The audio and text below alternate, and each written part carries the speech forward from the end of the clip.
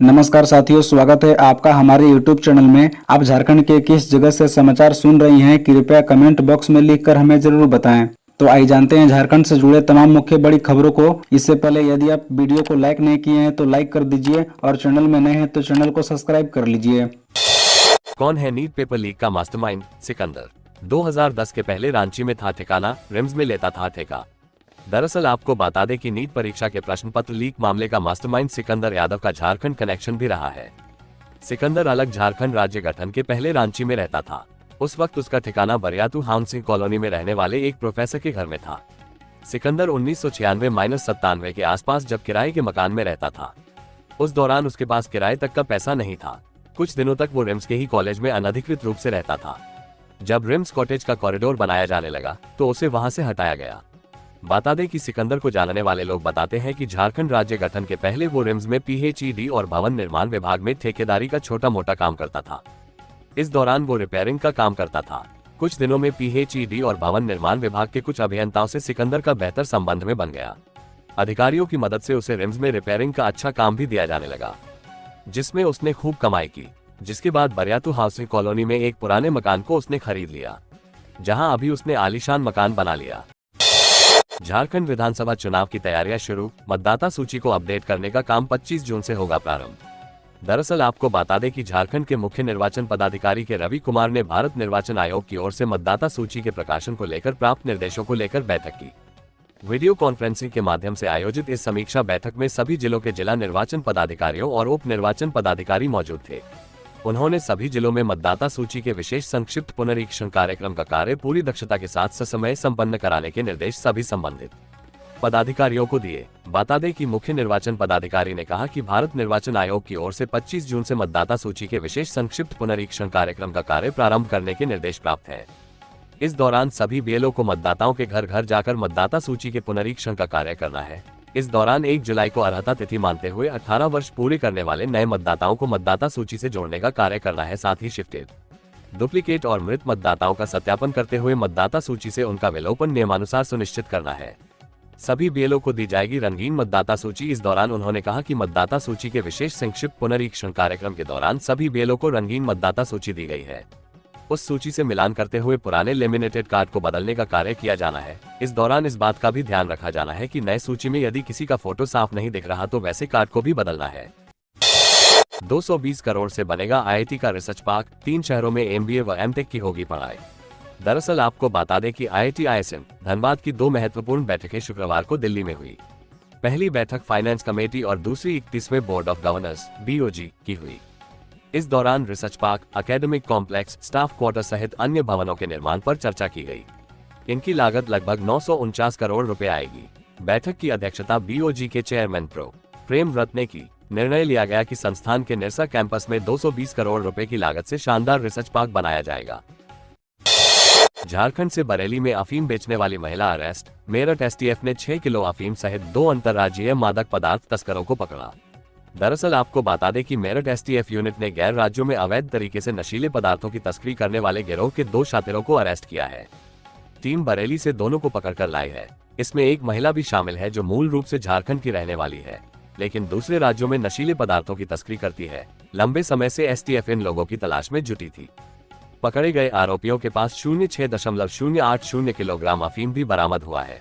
बता दें कि STF मेरठ की टीम ने गौसगंज पुलिया, फरीदपुर थाना बरेली से शुक्रवार देर रात लगभग 1.30 बजे शांति कुमारी पत्नी चंदन सिंह को अरेस्ट किया, जबकि दूसरा आरोपी राहुल पुत्र गोकल जो बरेली के अंजनी थाना का रहने वाला है।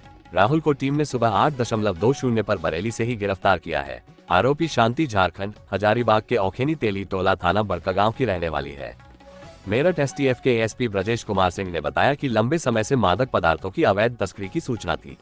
टीम को आरोपियों की तलाश थी। बरेली में इन आरोपियों के होने की सूचना पर टीम वहां पहुंची और दोनों को पकड़ा है।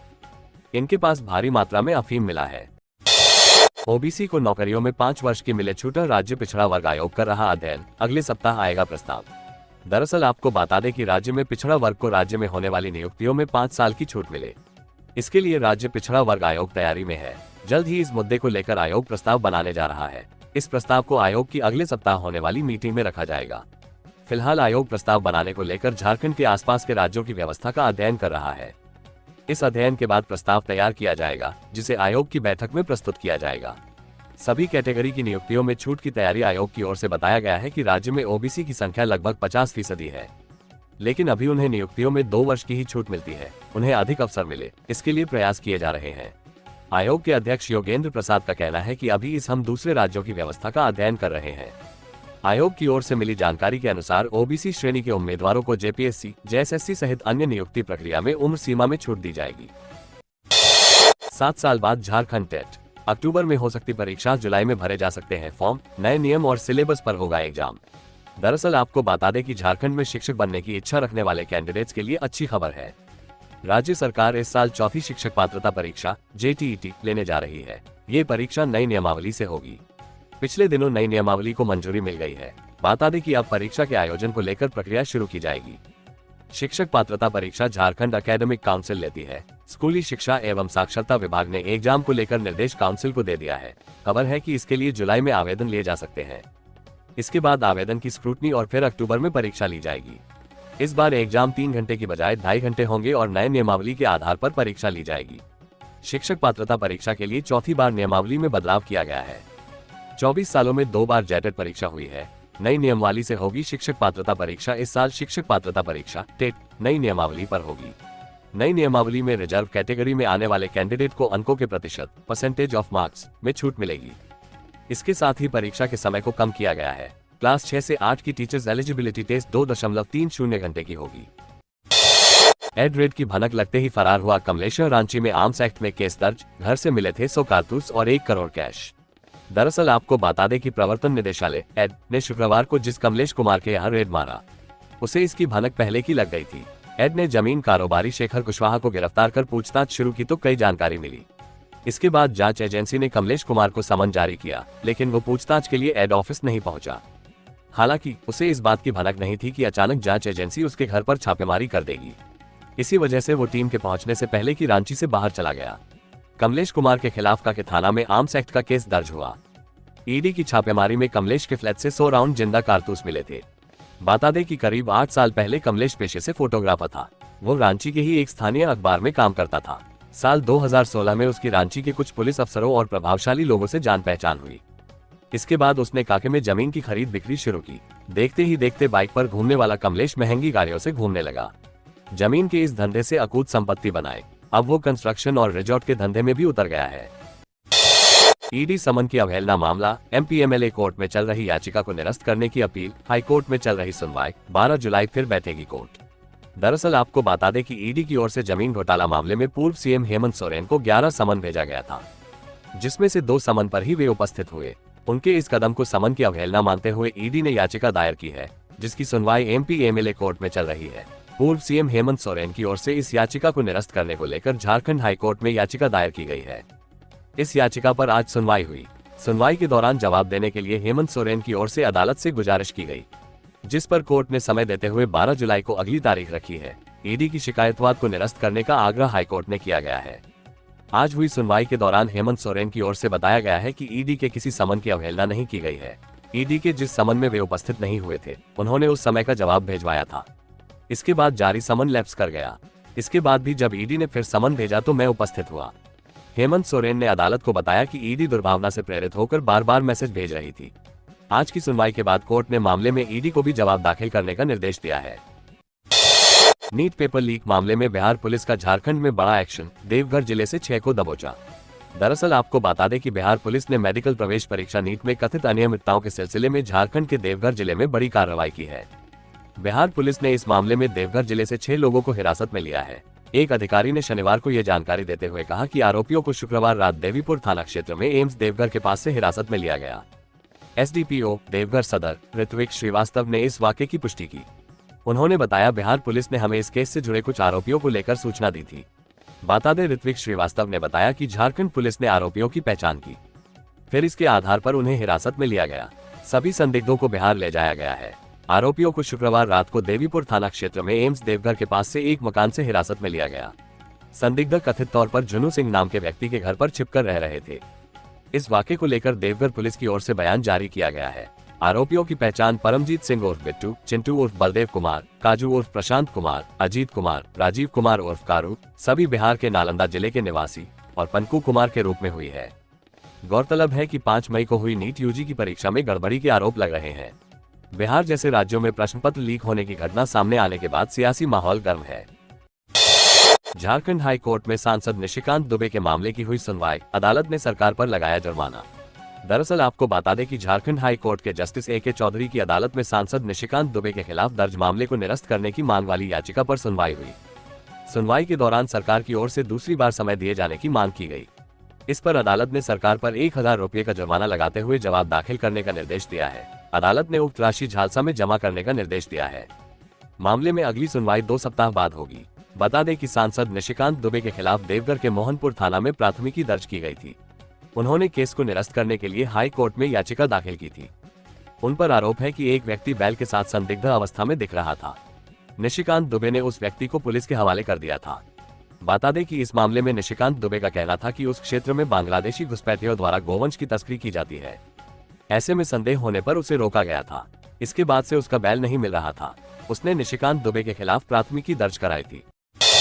एसीबी ने की कार्रवाई, रिश्वत लेते रंगे हाथ पकड़ी गई अफसर और क्लर्क, जानिए पूरा मामला। दरअसल आपको बता दें कि भ्रष्टाचार निरोधक ब्यूरो एसीबी की टीम ने शुक्रवार को डोरंडा के नेपाल हाउस स्थित जल संसाधन विभाग की प्रशाखा पदाधिकारी ममता झरना एक्का व upper division clerk Vijay Kumar को 15,000 रुपये रिश्वत लेते रंगे हाथ गिरफ्तार कर लिया है। एसीबी रांची का यह इस वर्ष अब तक का 8वां ट्रैप केस है। पूरा मामला चिकित्सा प्रतिपूर्ति राशि 6.77 लाख रुपए रिलीज करने के एवज में 50,000 रुपये की रिश्वत मांगने का है। पीड़िता मेरी नाग जमशेदपुर के न्यू उलीडीह शिव मंदिर, डिमना रोड, मांगो की रहने वाली है। बता दें कि वो वर्तमान में रांची के धुरवा में ओल्ड वन सिंचाई कॉलोनी डैम साइड में रहती है। उन्होंने एसीबी में लिखित शिकायत की थी कि वो जल संसाधन विभाग में निम्नवर्गीय लिपिक के पद पर पदस्थापित है तथा किडनी रोग से ग्रसित है। उनके पिता स्व मसीह प्रकाश नाग भी इसी रोग से ग्रसित थे। वे भी उसी विभाग में कार्यरत थे। झारखंड में शुरू हुई गुरुजी स्टूडेंट क्रेडिट कार्ड योजना क्या है, कितने का मिलेगा लोन, कैसे करें आवेदन। दरअसल आपको बता दें कि मुख्यमंत्री चंपाई सोरेन ने शुक्रवार को झारखंड मंत्रालय में उच्च एवं तकनीकी शिक्षा विभाग की उच्च स्तरीय बैठक की। इस दौरान गुरुजी स्टूडेंट क्रेडिट कार्ड योजना के स्टूडेंट एप्लीकेशन मॉड्यूल का शुभारंभ किया। इसकी लॉन्चिंग के साथ ही अब झारखंड में गुरुजी स्टूडेंट क्रेडिट कार्ड के लिए छात्र छात्राएं आवेदन कर सकते हैं। इस योजना के तहत उच्च शिक्षण संस्थान में चयनित विद्यार्थी ऑनलाइन आवेदन कर सकेंगे। इसके बाद उन्हें सरकार ने योजना के लिए जिन 4 बैंकों के साथ इकरारनामा किया गया है उससे 15 लाख रुपए तक शिक्षा ऋण उपलब्ध कराया जाएगा। मुख्यमंत्री ने विभाग के प्रधान सचिव राहुल पुरवार से कहा है कि राज्य के किसी भी विद्यार्थी को आर्थिक तंगी की वजह से उच्च और तकनीकी शिक्षा से नहीं वंचित रहने देना सरकार का संकल्प है। योजनाओं का लाभ गरीब और मेधावी विद्यार्थियों को सुलभता के साथ सुनिश्चित करें। बता दें कि सीएम ने योजना की शुरुआत करते हुए एक्स पर लिखा, आज एक और वादा पूरा हुआ। आज विद्यार्थियों के उच्चतर शिक्षा में सहयोग के लिए गुरुजी स्टूडेंट क्रेडिट कार्ड योजना का शुभारंभ किया गया। इसके तहत छात्र छात्राओं को उच्च शिक्षा के लिए आसानी से 15 लाख तक ऋण उपलब्ध होगा। हमारा मानना है कि शिक्षा से समाज में बदलाव आएगा, इसलिए हमारी सरकार ने हर जिले में अत्याधुनिक सीएम स्कूल ऑफ एक्सीलेंस खोला। छात्रवृत्ति में वृद्धि की गई। बेटियों को सावित्रीबाई फुले किशोरी समृद्धि योजना से जोड़ा गया। तकनीकी शिक्षा हेतु मानकी मुंडा छात्रवृत्ति शुरू की गई तथा गरीब परिवारों से ताल्लुक रखने वाले छात्रों को मरांगबोम के जयपाल सिंह मुंडा पारदेशीय छात्रवृत्ति देकर विदेशों में उच्च शिक्षा के लिए भेजा गया। आप सभी के सहयोग से शिक्षा के जरिए झारखंड की अगली पीढ़ी के जीवन स्तर में बदलाव लाने की यह मुहिम जारी रहेगी। खबरों से जुड़े रहने के लिए चैनल को सब्सक्राइब, वीडियो को लाइक एवं एक दूसरे से शेयर जरूर करें। धन्यवाद।